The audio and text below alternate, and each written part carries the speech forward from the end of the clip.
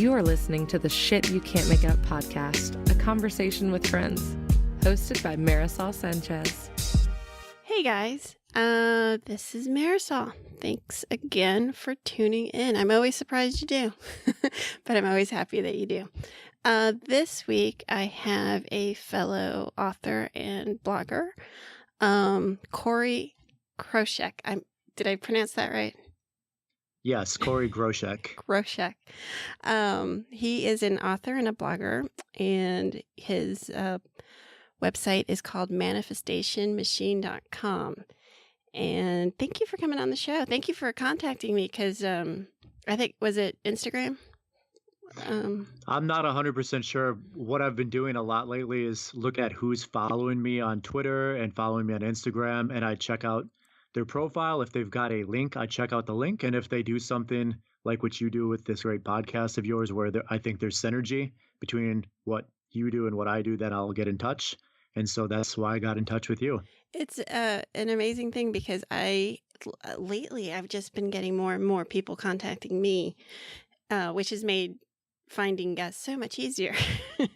That's why in the manifestation field, that's what we call synchronicity, Marisol. I know. I can't wait to talk about it. So I don't think any of my listeners, I don't believe I've talked about manifestation or law of attraction or anything in my blogs and or podcast. It's actually something that I do kind of privately, and sort of we kind of touched on off mic was it's kind of woohoo. People, the mainstream who's never heard of it, who's maybe not done some self-help books or seminars or things like that may have not have heard of it, or if they have, the reference is probably only The Secret, the movie. When did that come out? I would say that's at least... It was, the film was 2006, and then the book based on the film came out a couple of years later, I think. Mm-hmm. And I have actually some issues with the book or the movie, so we could talk about that a little bit. Sure. I'm going to describe it the way it works for me, how I'm able to wrap my head around it, and then maybe you're far more an expert on it, I'm sure, than I am. Then you can tell me what your counter to that. But Sure. The way I describe manifestation or law of attraction is really what you think is what becomes your reality. The power, the energy of my thoughts, I've come to believe firmly dictate my life. So it has been I probably have been working on this, I would say, in the last 3 years. I watched The Secret many years ago just because it was sort of a social phenom. I didn't get it at the time. I got it, but I didn't believe it. What I've come to think about, law of attraction, manifestation, things like that, is that people can only understand it or believe in it when they're ready to. It's not something that, just the general public can get disseminated to the general public and they're going to be like, oh yeah, that totally makes sense. And the way I kind of came to it was really through meditation, through yoga and meditation. I'll give you some backstory. So I got divorced, big blow up in my life, took it as an opportunity to rebuild my life the way I wanted. And so I started getting healthy. First it was physical. First it was, I did some triathlons, some half marathons, found yoga, fell in love with yoga, then started really studying meditation. And I tried a lot of different variations of meditation. And it's a practice. I'm not an expert at any of it. I wouldn't consider myself a coach. I'm certified, but I don't, to me, that doesn't really mean anything. I share it with friends who feel they might need it, or ask me about it. But I don't profess to be an expert. In fact, it's a challenge for me. It's something that I have to actively practice at. But when I started studying meditation, I did realize subconsciously how my thoughts, my inner dialogue was so shitty. By the way, I curse. I hope you you Oh, got that's fine. I do too. okay, you got that from my title. It was just a really shitty dialogue, which, can stem way back into my childhood and, all the interjects that I accepted to set a shitload of limiting beliefs. I'm not a good person. I wasn't worthy of love. I don't deserve to, they don't deserve financial success or happiness. It was pretty dark. And I countered that with my reality, which was, I'm very successful. Life is good. I have great kids. I'm healthy. It didn't match up, but what I believed was my subconscious. So that took me down this rabbit hole of I went to therapy, different types of therapy, and self-help, which is, $1 billion industry. And I read and I read and I read and I read, and they're called different things, law of attraction, manifestation. But I started to sense the common denominators, and that's basically where I'm at with it. That I practice it. I do a lot of affirmations, and I'm very aware of what I say and what I'm consuming. Again, it's a practice. Marisol, Go you ahead. don't mind if I interject? Oh, please. We can talk more about this later, or we can talk about it right now. But I did want to say I have a opinion on affirmations, and personally, I don't think they work, or at least I don't do them the way that other people do them. What I mean by that is a lot of people, they'll do the self-talk standing in front of the mirror when they wake up in the morning, say nice things to themselves, or they'll write them down. And I consider that kind of the starter kit for manifesting what you want in your life. That is creating your own reality in the way that you want. The issue I have with most affirmations is, and this kind of ties into my whole philosophy, and Perfect. we can talk about Go ahead. how this differs from what I got out of The Secret and what a lot of people's criticism is, which is that it's all about positive thinking. I don't think that's what The Secret or the universal law known as the law of attraction is all about, or how it works. So as far as the affirmations go, I just want to be clear. Affirmations in and of themselves, from what I've seen and observed and based on my experience with them, they don't work, because the process for manifesting is actually a 4-step process. I've actually got a philosophy I call the 4 C's of success, which is really my personal process for manifesting what I call a life worth dying for. In other words, your dream life. And the first step is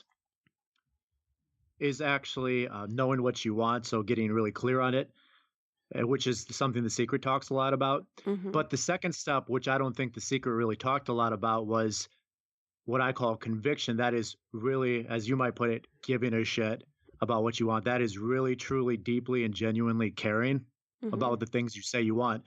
Because a lot of people say they want things, Marisol. They say, I want this big house. I want this nice car. I want this, beautiful husband or wife and kids. I just want this dream life.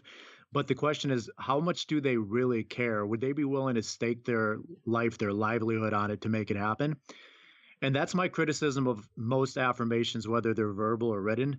Most people are just paying lip service or, finger service when they're writing these things down. They don't actually give a shit. And that is why they fail, because they don't get to the next part of my process, which is something I've only heard a couple authors talk about, which is the third C after clarity and conviction, which is compulsion. And even The Secret didn't touch much on this, so I'll explain what compulsion is. Now, I don't know if your listeners, your readers believe in God, the universe, Allah, whatever they believe in. I know that there is a power out there. I don't have any understanding of it and how the machinery works for making our thoughts and our beliefs into reality. But I do know that when you combine clarity, the first C, with conviction, the second C of my 4 C's of success, what happens is you get to the third C, which is compulsion. And you may have felt this in your life, and your readers and listeners may be able to relate to a time when this happened for them, where out of nowhere, you just get this idea, like an aha moment, a light bulb moment, so to say, where suddenly you feel like you need to do something. You may not know why, and it may not seem like it's relative to the thing that you want, the thing that you were, doing your affirmations for.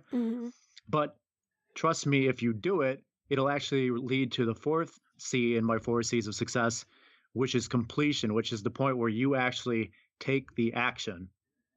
And the secret only touched a little bit on the action part, which is why a lot of people criticized it. That was my biggest criticism. It's not just sitting there visualizing what you want. You actually have to take action and do something. I think that's where some people, and I differentiate with mainstream, meaning most people that don't know about law of attraction or the secret. Right. Here's the key, though. It's not just action. This is the part where I would criticize it. It's inspired action based on that compulsion I told you that you would get if you combine clarity, that's having a crystal clear idea or visual of what you want in your head and in your heart, and combining it with conviction, which is passion. Like I said, actually giving a shit. When you combine that, you get the compulsion. When you do the thing, whatever it is that you're compelled to do, whether it feels like it makes sense or not, it doesn't have to make sense. Don't worry about it. If you do that, that will lead to you taking what I call inspired action. So you don't just want to take any action, you want to take inspired action. And that's really why I started manifestationmachine.com. I'm trying to teach men, women, children all around the world how to do that, how to put these 4 C's of success into practice. So instead of just doing affirmations, doing positive self-talk in the mirror every morning, they can actually get these compulsions to happen for them and then take the required action and actually make their dream life happen. All right. Can I challenge you a little bit on the affirmations? Because I feel that I think there's hundreds and hundreds and hundreds of books, and I feel like I've read them all. But so I hear what you're saying, I want to break down each one of your steps to see if I understand it correctly. Sure. But I think affirmations, I think the different, because you hear affirmations, visualization, vision boards, belief statements, allowing statements, receiving, all the, buzzwords that you hear in this topic. And I think I've wondered about this and thought about it myself. And I think affirmations probably don't work for most people. I think that it's for people that might need it if subconsciously, not their conscious thought, but their subconscious thought doesn't okay, for me for manifestation or for any of this to work, I feel it energetically. Like that's how I am able to deal, know if it's working or something. So I think when you talk about maybe conviction or compulsion, I'm not sure which of the two, it's the compulsion. It's like this little voice in you, kind of feels like a whisper telling you it feels right, go in that direction. That's what it is. So for me, it's been sort of like when I meditate, and if let's say I have a big business day ahead of me, and this has worked for me, is, I will have an affirmation of like, I'm strong, I'm powerful, I'm strong, I'm powerful. And I'll just say that in my meditation practice, and I will feel strong and powerful that day. So for me, it does work, but I don't know if it's necessarily working for manifestation, but it works for the mindset that I need to have for that day. Does that make sense? Sure. I did want to interject something that I heard from Anthony Robbins, the peak performance coach. Yeah. Some people think he's a life coach, motivational speaker. He's really a peak performance guy. And what he said is that a lot of these people will come to his seminars. There are these multi-day, whole weekend type seminars, probably cost a couple $1,000s. I've never been to one. But Tony says it's very common for him to do these affirmations at the seminars. And these people who come will get all jazzed up. They're all hyped up. They're ready to go home, basically kick life in the dick, which is what one of those memes you posted recently said. I love that meme, by the way. I think it was on your Instagram. Yeah. That's basically, they're ready to kick life in the dick, grab it by the horns, make it submit to them, and turn it into what I call a life worth dying for. Basically get what they want finally. But then he says they slowly but surely creep back into that same lifestyle, maybe the same 9-to-5 style job they wanted, which isn't anything like what they actually want. And so from the affirmation point of view, it's kind of the same thing where you can jazz yourself up, but then it wears off. It's like taking a hit of a drug and it wears off, and then you keep needing to do more and more of it to get the same I just want to give it a little validity in not for everyone, because I don't think everyone has to do, we're all so different. Everyone has different experiences, life experiences, perspectives. So for me, feel that affirmations, and again, I'm like outing myself because none of my blogs and or podcasts I've discussed things like this, I think. I guess that's why I'm here then, to get you to out I yourself. manifested you. No, but that's really where I'm leading my life towards. The name of my company that everything is filed under is actually not Shit You Can Make Up. It's actually called BeKindToYourself.com, which isn't up and active, so don't go check it out yet. But that's the name of my company, which is it's for people like me who that inner child is really fucked up, and to help learn to love themselves, because that's the basis for anything. To be able, when you say, know what you want, I think that's a step that a lot of people can get right behind. Say, I know what I want. I want money, and I want See here, by the way, I want to talk about that really quick. You brought up a good point, because I'm going to tell you something, and I want your listeners and readers to really pay attention to this, because this is a key of what I teach everybody I talk to, is you don't actually want money. And I'm talking about you too, Marisol. You don't actually want money. Do you know what you really want? Oh, I know what I want. I just said that universally. That's not me. Well, what I mean is nobody really wants money. They think they want money, but I'll tell you what they really want. It's happiness. Yes. What I did was an experiment. I sat down and I wrote down all of the things that I think I want. This includes, people in my life, situations, material possessions, like a Tesla electric vehicle, a solar powered roof, a much bigger house, some kids in the future. I know you've got 3. I don't have any yet, working on it. And what I realize is if I boil all those things down by asking, why do I want these things, which is really playing into the second C of my 4 C's of success, which is the conviction, the passion. Why do you want what you say you want? What I discovered was that the only reason I want and we want anything is because it makes us happy. We could even say chocolate. Why do you want chocolate? Some people say, I really want chocolate. Well, you don't want chocolate. You want the experience of eating the chocolate, which is going to make you happy.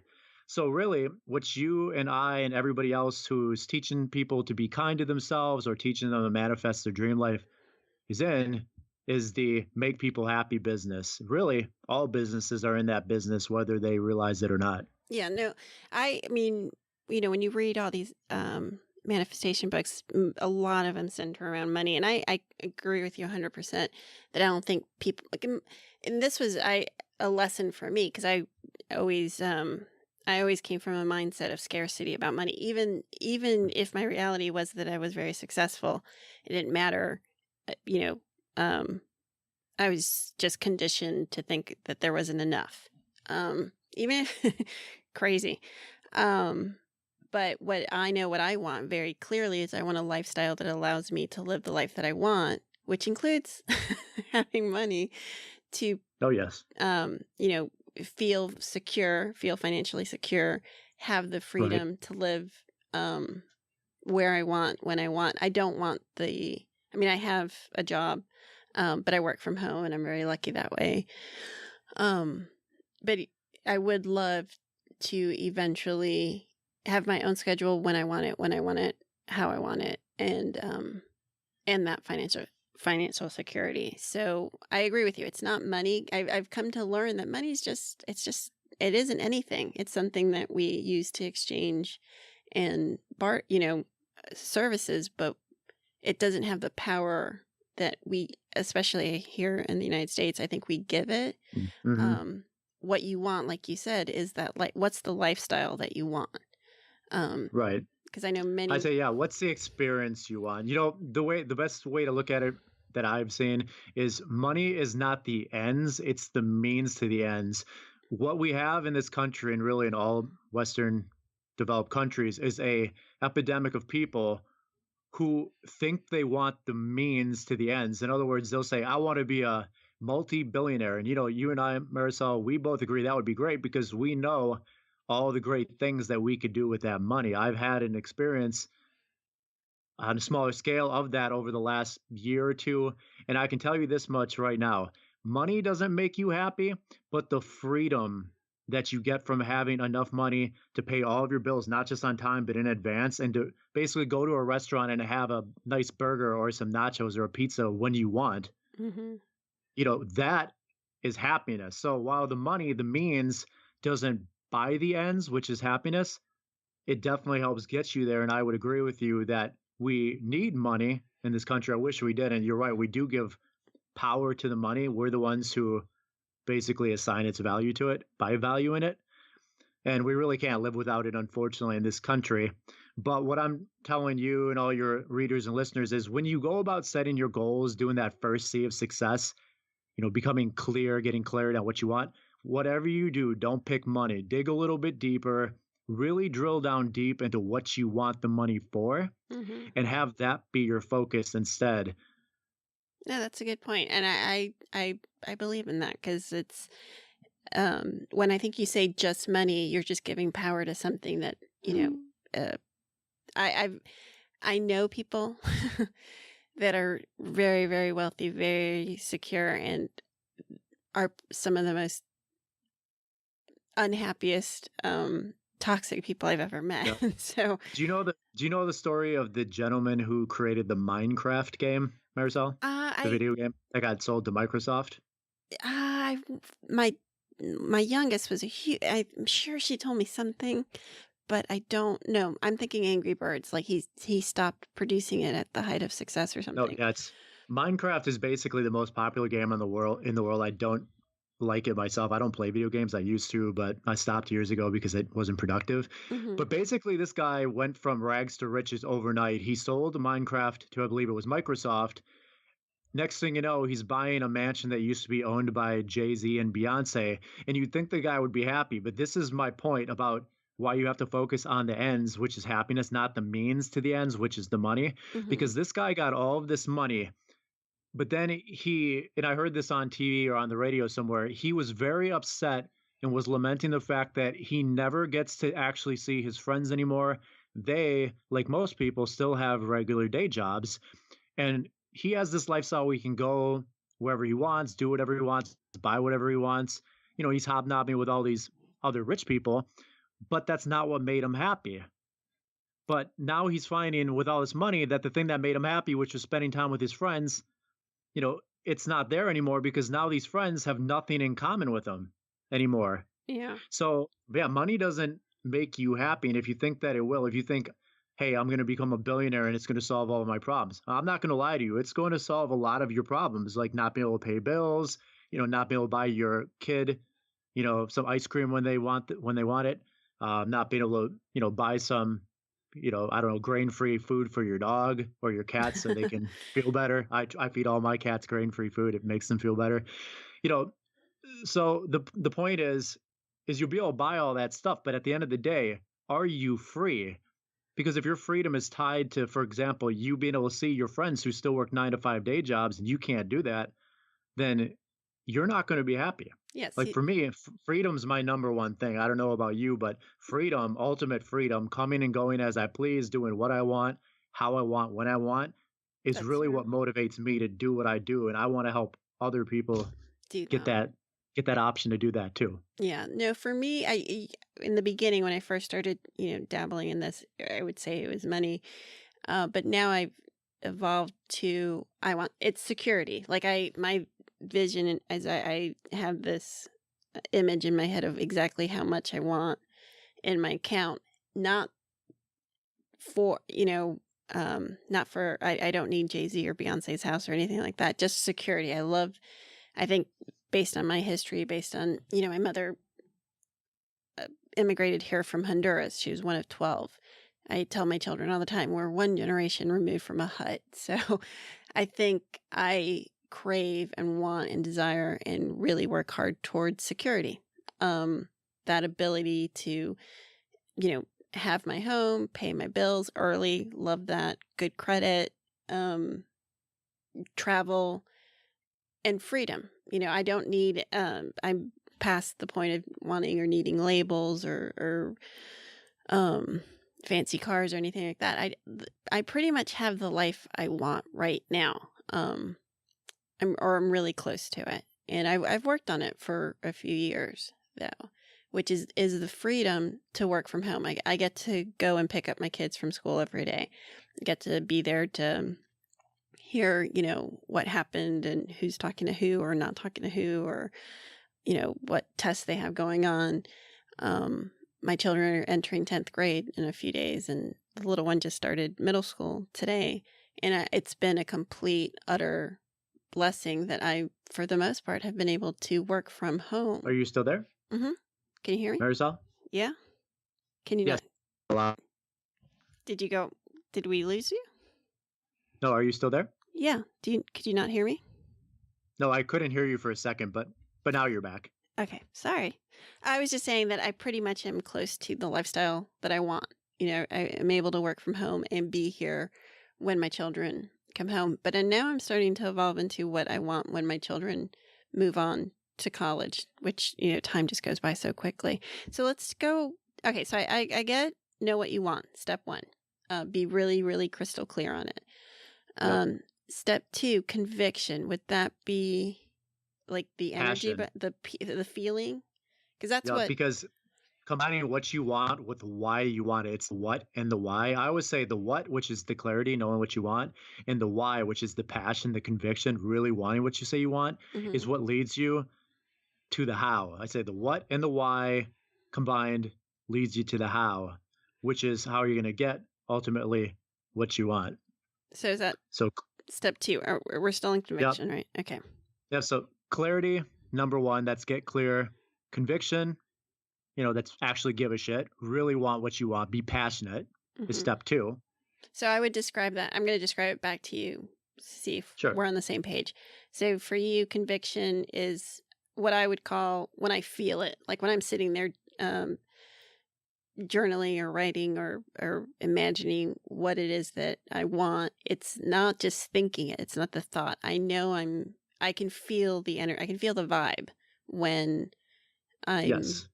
Exactly. That's a good word, vibe. Okay. See, the way I look at it is clarity has to do with your thoughts. So that's very much what The Secret was talking about. Conviction has to do with your feelings. So it's thoughts plus feelings is another way to look at these first 2 steps. Okay. So the combination of those 2 steps is kind of a thing in and of itself. You have to do those first 2. Otherwise, you don't get to step 3, which is the compulsion. Okay. And so tell me, what is that action? Like another word? That's action comes after compulsion. Compulsion is the secret that really nobody talks about. It's the part that you're not personally responsible for. I always tell people there are only 5 things in this life we actually control: our own thoughts, feelings, which are those first 2 C's, clarity and conviction, our beliefs, our words, and our actions. But the third step, which is compulsion, happens automatically when you do the first 2 steps. When you combine clarity and conviction, that is your thoughts and your feelings, passionate feelings. Then you get to step 3, which is compulsion. And the reason why most people fail at this is they don't, you mentioned this earlier, receive. They don't receive the message. Now, I don't care, if you're Muslim and you think it's coming from Allah, or if you're Christian, you think it's coming from God, or if you're woo-woo like you and me and a lot of other people, and you think it's just coming from the universe in general. Call it what you want. But this compulsion, this feeling in your gut, it's really a gut feeling, an instinct, an intuition. This feeling is going to hit you. You're just going to get an aha moment. It's going to be like an epiphany. You're going to know you need to do something. You don't know why. And that's the thing. People need to stop asking why. Just do it. If you did the first 2 steps, the clarity and the conviction, that is combining the thoughts and the feelings, and you got to step 3 where you're feeling this gut feeling, like, for example, that you just need to go down the street to this coffee house. You don't know why. For all you know, you might go down there and the man or woman of your dreams is going to be sitting there and you're going to meet them. But that's not going to happen if you don't listen when the compulsion comes. So you got to listen to that still small little voice of that universe whispering to you saying, Marisol, do this. Just trust me. Just do it. See, a lot of people don't do that and they fail. They never get to actually take in the inspired action, which is the last step, because they don't listen. See, I think compulsion, I think you're right. It's that's where a lot of people quit. And this is just my humble opinion. I feel that comes from not opening. You have to have your mind so wide open to not, like you said, not asking why, just belief. Like when people say faith or belief, again, it doesn't matter what the deity is or what your personal religion or spirituality is, but just that it's what I call faith. Like to me, it's when I let go.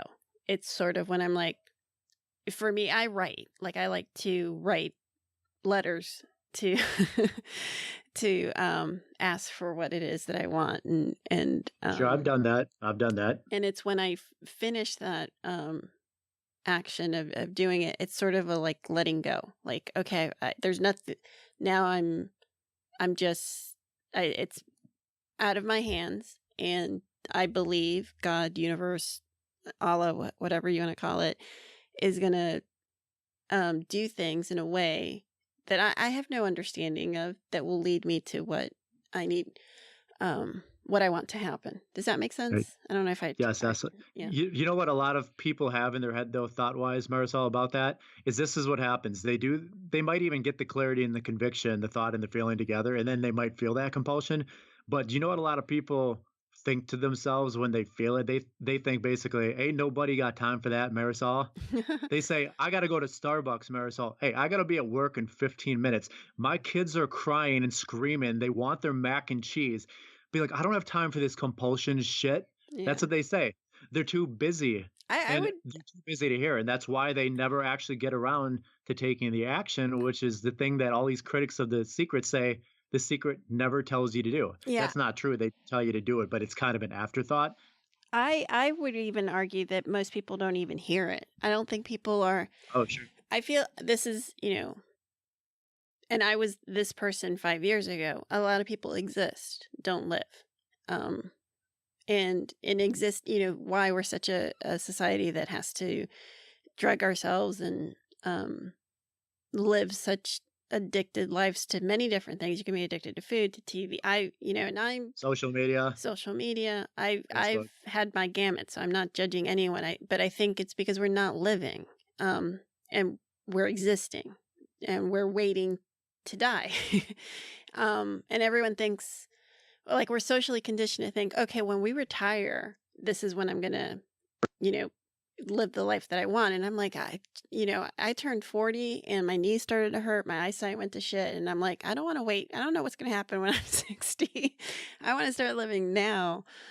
So for me, I think that a lot of people can't get to the compulsion part, the part where, belief that allowing God or universe or what to do its thing, have that faith, because they're not open to it. It's not...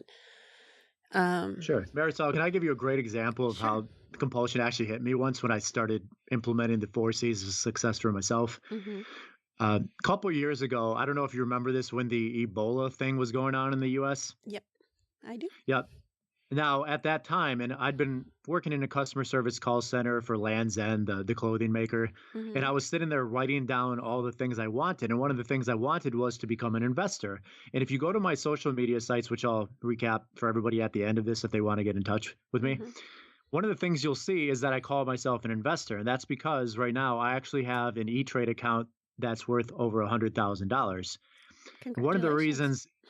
Thank you. And one of the reasons it's worth that much is because I listen to that gut feeling, that compulsion, when I combine what I want, which is becoming an investor, with really, really wanting to be successful at it, I get a compulsion. Like when the Ebola thing happened, I had a very specific gut feeling that I needed. And I didn't have any money really at the time, but I knew in my gut I needed to open an E-Trade account. And I didn't have any money. My gut said, Cory, go to the bank. That was a U.S. bank, a United States bank that I'm with. And they said, use your credit line. I had a credit line. I never use it because it's got a high interest rate on it. And it said, based on my gut, you can call it the universe, God, whatever, was talking to me and said, I don't care that you don't have any money. Go to that bank. You take out $500. That's the minimum you need to get started on E-Trade. Mm-hmm. I did it. I immediately turned around, Marisol, and I invested. I didn't even know how to buy or sell stock, but I figured it out quick. Mm-hmm. And I bought stock in a company that makes, I believe it's like hazmat suits, like to protect people from Ebola. Mm-hmm. I bought that. It immediately went up. I don't even know what it was, 20, 30, 40, 50% within a couple days. And I sold it. I didn't even know how to sell it when I bought it, so I had to learn on the fly. But when I sold it, I ended up making $700 in profit. Cool. That was my first trade. I'd never done any trades. The most experience I'd had with the stock market was 401k investing that most people do. Mm-hmm. So that's a great example of you listen to your gut. Now, what would have happened if I didn't listen to my gut, if I didn't act on that compulsion? Well, I can tell you this much right now. I probably wouldn't be here talking to you today because I follow this 4C's manifesting process, which I am going to be writing a book about soon, by the way, just so everybody knows. So they should go to manifestationmachine.com and follow me at my social media, which we'll talk about later if they want to, look into getting a copy of that. Yeah. But basically, that's why I'm here. I follow that process. I get what I want. And I actually have, in a lot of ways, that lifestyle you said you wanted, whereas you're still doing that day job. I actually quit my last full-time day job in February of 2016 because I became financially independent.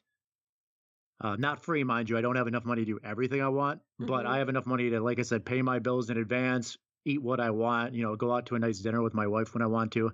And it's because I do what I'm telling everybody to do. I practice what I preach. I follow the 4 steps in my 4 C's of success process. Okay, so let's go back to compulsion. So compulsion, the way I understand it, is letting go, letting belief that listening to your instinct, the inner voice. Listen to your gut, that still small voice inside you that says, "Do this. Don't ask why. Just do it." Okay, so got that. So then we get to the 4th C. It's completion. I couldn't read my handwriting. Completion. Okay, so tell me about completion. Is that receiving? Completion. Or it's not yet. Receiving is what happens once you complete this process. It's the manifestation. It's taking something that's not visible and making it visible in your life, tangible.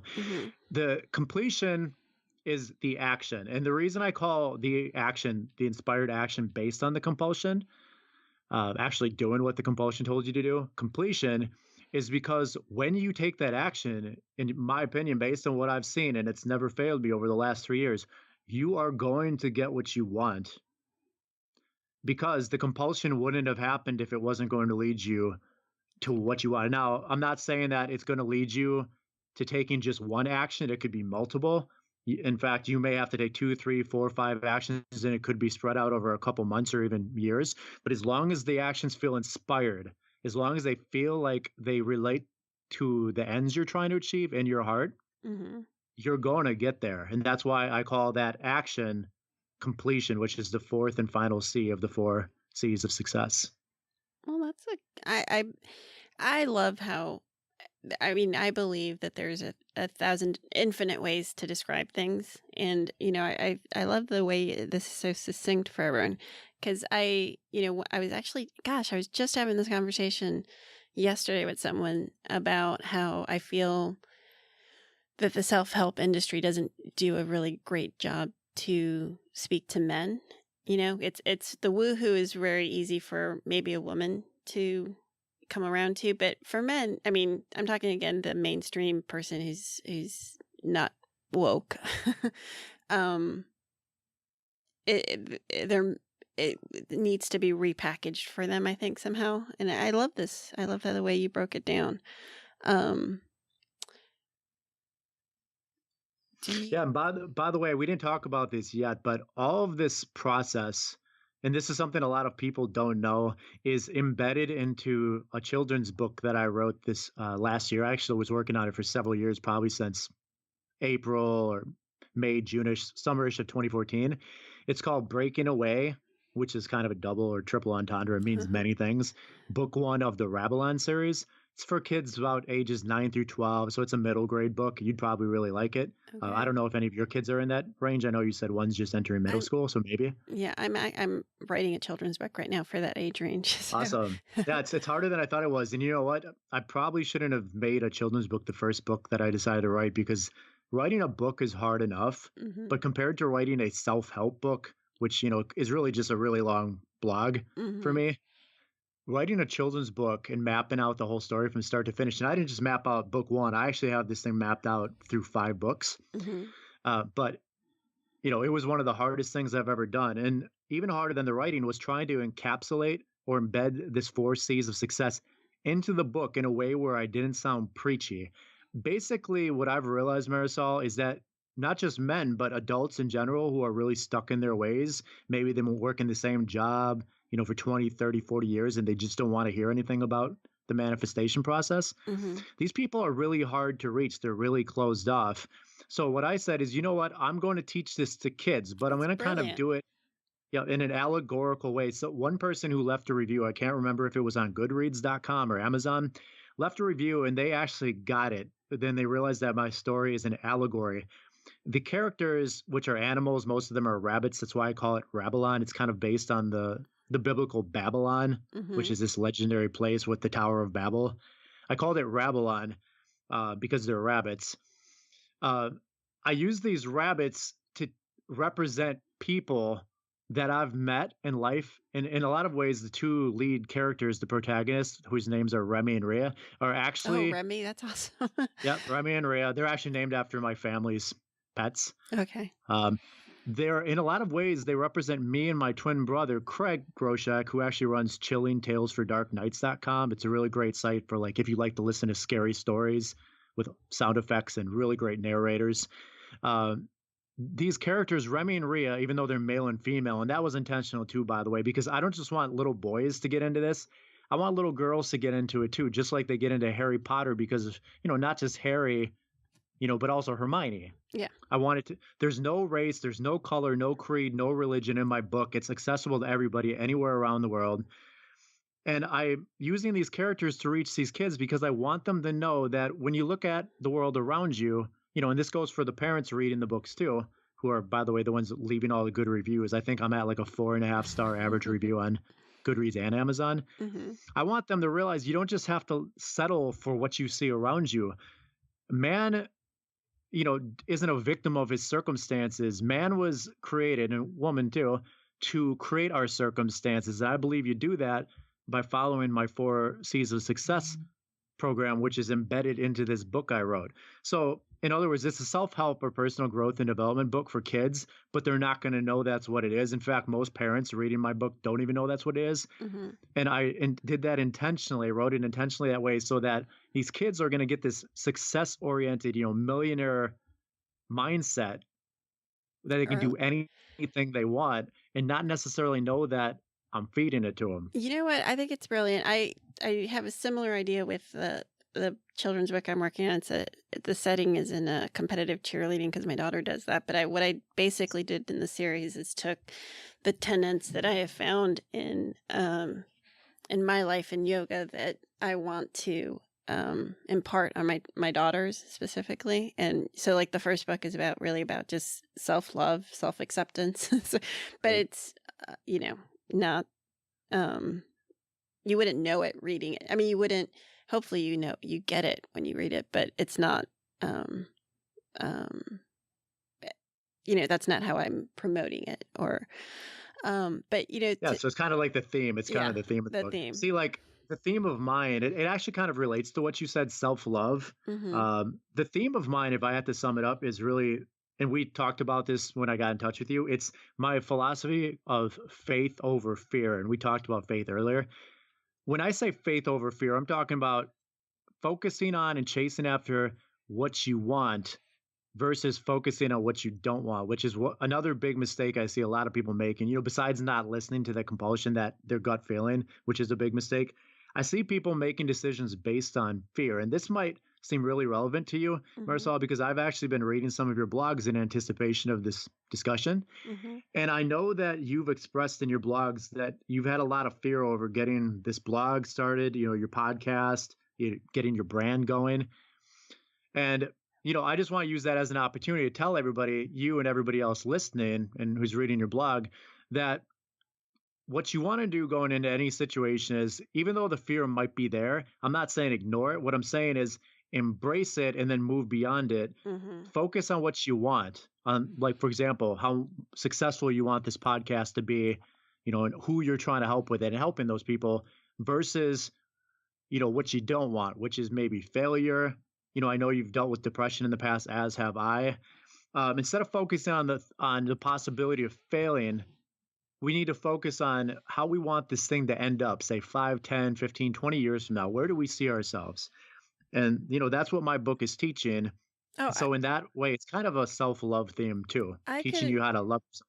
Yeah, I couldn't agree with you more. Like when I started in the beginning about, what your thoughts create is what you create. About, I guess in the last 2 weeks, I've had so many examples lately of this being shown to me over and over again that I believe it. It's something that I believe in. Is one with about the last 2 weeks, I kind of got triggered into this weird place where I was really focusing on hate. Mm-hmm. And just it was I don't know if it was everything that was going on just in our country or things happening in my personal life, but I was and that's what I was bringing into my life. The more I thought about Oh it, the yeah. more I wrote about it, and it was so evident to me. I was like, holy crap. And I actually took down 2 posts that I had posted up because I'm like, I'm putting this out there, and this is what I'm bringing. This is what's coming back to me. And then to another point that you said, the moment I went from thinking of this as a theory to like, holy shit, I think there might actually be something to it, was because of my son, who ironically is probably the least woohoo child in the world. He would listen to this and probably just put his hand in his head and shake his head. But unbeknownst to him, I believe it works because he's 15 and he's an entrepreneur already at 15, and he's actually very successful. And one day, good for him. yeah, and one day I was this is probably maybe a year and a half ago, maybe 2 years. I'm in his room. I'm cleaning up his room, and I just start to notice I'm looking at the books in his room, and it's like, a Warren Buffett book, compound interest, just a lot of these like money making books. He has on his wall, we had gone to the Mint when he was very, very little, and he has a framed picture of like, I don't know how many dollars, but of dollars around. And so I look at his room, and I'm like, he has this like he has surrounded himself with visions of money, of success, of responsible, because he as successful as he is, he's extremely cautious with his money. He does not separate himself from a dollar without a lot of thought. And I remember just having this like aha moment of like, this is it. He, unbeknownst to himself, he has this whole vision board, which is his room, and he's actually manifesting that life. Now, of course, if I told him that, he'd look at me like I'm insane. But that's when I was like, it turned the corner for me to be like, you know what? I think I'm going to give this a go. Let's see where this goes. And I think anything worth having is a practice. Anything. I don't personally believe anyone can do anything perfectly 100% of the time. I'm a devout yoga student, and I'll fall off the mat weeks at a time. Something goes on in my life, meditation, everything. I have to practice.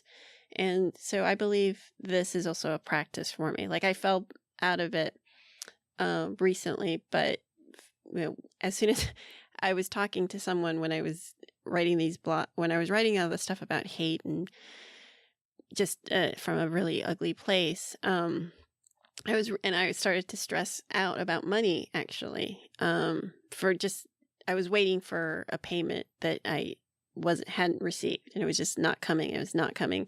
And the more I focused on it not coming and not coming, the more it didn't come. And I was having this conversation with someone, and I just wanted to get out of this funk. I just wanted to move out of it. And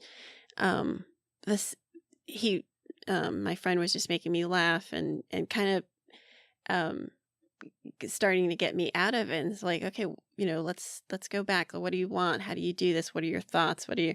And shit you not, the check literally gets slid under my door. Yeah, that's how it works. In fact, I'm going to add to that and say this is a big tip I give to everybody in a situation like that where they don't seem to be getting what they are wanting. Like it seems like there's a blockage there. My tip is go do something, anything else that has nothing to do with the thing that you're focusing on. Because if you're focusing too hard on any one particular thing, to the exclusion of everything else, you're going to put yourself in a position where your emotions, your feelings, that is that thing that gives the energy to your thoughts that actually causes you to get the compulsion. It's going to drive you into a situation where the energy turns negative, and then you're at risk of not actually getting that thing at all. You could actually cancel it out. It's like you placed an order with the universe, but now you're having doubts about it because you see it's not coming. And it's almost like you're sitting at a table waiting for your meal to come, and it's going to be good when it gets there at the restaurant. But because it's taken longer than you thought, you start getting antsy, and then you say, you know what, I don't have time for this. And then call your waiter over and tell him, you know what, cancel my meal. I don't want it anymore. It's like you just got up and walked out. Yeah. So whatever you do, don't do that. Do something else. Get your mind in something else. I like to go take a walk. Like if I'm expecting some money to come in, it's just not coming in fast enough, or if really nice podcast hosts like you aren't inviting me on their shows enough, I just go take a walk, go take a shower, play with your cats or your dogs, go get some ice cream. Yeah. Do something that has nothing to do with that thing. And I guarantee you, you're going to feel more relaxed, and that relaxation is going to allow this thing to flow more easily and effortlessly into your life. I believe that. I always go into nature when I need to. But yeah, that was, I have those moments all the time where I'm like, what I'm thinking, I create my reality, what I'm thinking, yes. If I'm want to be anxious and upset, I'm an expert at that. But if I want to bring joy and happiness and strength, it starts with me, and for me, it starts with my morning routine, which, I think we probably have to have another podcast because our time is coming to an end, but there's so much more we can talk about. And oh yes, and I've really enjoyed having you on. So thank you very much. So go ahead. Are you more active on? I'm more active on Instagram than my other sites, Facebook maybe. But what social media can they find you at? Sure. Well, the first thing I'll go through them quick. First thing I want everybody to do is, make sure they check out manifestationmachine.com. And if you didn't sign up for my email list there, I don't really send out a newsletter often at all right now, but sign up for that if you want to stay in touch if I have any big announcements or if I do start a newsletter soon. If you're interested in my children's book, there's promotions for that all over the website, but you can go to manifestationmachine.com/Rabylon. That's like the word Babylon, but with an R for rabbits. And check that out. That'll take you to my Amazon page where you can check out the audio book, the ebook, or the paperback. Excellent. As for social media, my big three are like most people's big three: Facebook, Twitter, Instagram. If you go to facebook.com/Cory Groshek, that's CoryGroshek, you'll find me. My Twitter handle is @Cory Groshek, spelled the same way. And Instagram's also easy. It's instagram.com/Cory Groshek, or the handle, of course, is @Cory Groshek. I actually just discovered Instagram a couple weeks, but when you go there, you'll see it doesn't look like it. I've been posting like crazy. I love Instagram. And if it wasn't for it, I probably wouldn't have found you. So it's really great. That's my go-to. I love Instagram. I post about once a day. I'm not as active as I'd like to be. But that's, I think you can get a sense of who I am and my sense of humor and what I'm into from my Instagram. I do have a Facebook page that people can come and join, but all that will be at the end. But thank you so much for coming. This was a very interesting conversation. So, and thank you, because I was actually, talk about manifestation. I knew that this was a topic I wanted to start opening up to on my podcast. I didn't know how I was going to do it. I was really, because this is a conversation I haven't even had with my very best of friends. It's a private practice that I've kind of been working on myself, and so thank you. No, you're very welcome. It's a pleasure. All the pleasure is on my side of the table. I'm glad to meet you, and yes, I do want to come back and we can talk more about this and other things next time. Next time, I'd really love to talk about my philosophy that personal responsibility is the cornerstone of all success. But I could tell you all about that next time. Okay, yeah. I'd actually also like to pick your brain on blocks and how sometimes I feel I can feel the block and I'm not really trying to get it out. No, we can talk about that. Well, just stay in touch. Just let me know when you want me back on again. I'd be happy to come back on. I make my own schedule right now, and I'm free whenever you are. All right, awesome. Well, thank you so much. So, Thank you. That's the show. Be sure to hit the subscribe button and share the blog and podcast with your friends and family. Want more Marisol? Check out her blog at ShitUCantMakeUp.com or find her on Instagram at Marisol's Podcast or, of course, Facebook. I'm Sean, the producer, and you can hear me on Dadson, all one word, DADSON Podcast, wherever you find your favorite podcast, or find me on Instagram. We'll see you next time.